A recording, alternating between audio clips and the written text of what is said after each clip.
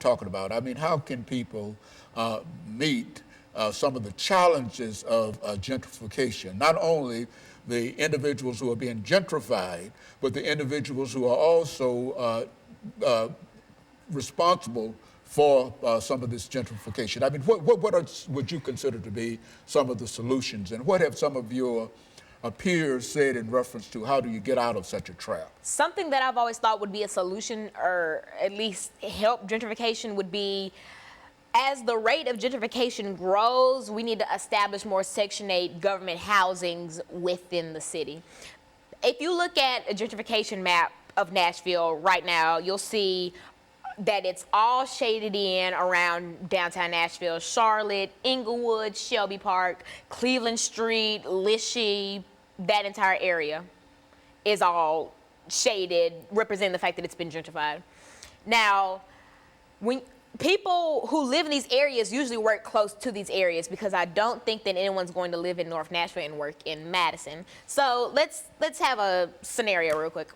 Say you're someone who lives in Joe Johnson pre-gentrification, and say you work at the Wendy's that's adjacent from Tennessee State University, which is relatively close to Joe Johnson, or the Sonic that's right there, or something that's close. Once you get gentrified, you can't keep that job. So after you lose your house, you're losing your source of income. I believe that if the rate of more government-assisted neighborhoods, if that went up, then gentrification wouldn't be as hard on families, because, like I said, the #1 issue with gentrification is displacement. People don't want to be homeless. That's a no-brainer. So why not have somewhere readily available for them to go once their area is gentrified? That would just honestly make sense. It could be on the outskirts.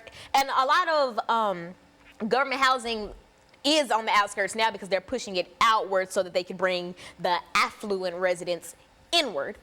And so I honestly believe that we should just establish more neighborhoods like that and have a place available for people to go, not the homeless shelter, not the Mission, a home, because these people had a home before you decided to run them out of it. So why shouldn't they have a home in the end?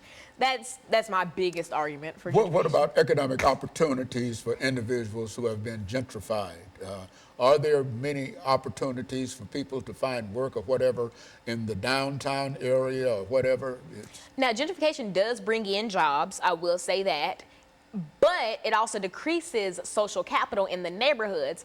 And another example, say there's a neighborhood that's beside somewhere and you have a candy lady. A candy lady is someone who kids can go to like throughout the summer and thing and buy candy from. You gentrify that neighborhood, the candy lady's gone, that's her source of income. That's losing social capital for that neighborhood, for that urban area. And it's honestly, the only winners of gentrification are the big, like the investors and the people who are gentrifying, because they're making the money in the end.